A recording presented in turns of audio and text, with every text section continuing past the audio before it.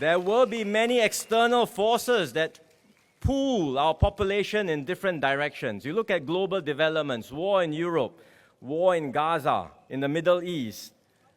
Something can happen in our part of the world in Asia. People will have different views about these developments.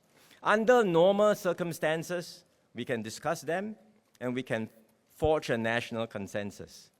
But in the heat of an election campaign, it is easy for issues to get stirred up. And if we are not careful, this can be exploited, and we will end up pitting Singaporeans one against another. We will end up dividing and weakening us.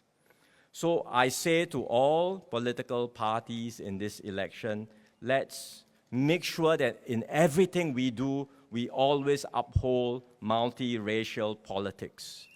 Do not inflame sensitive issues.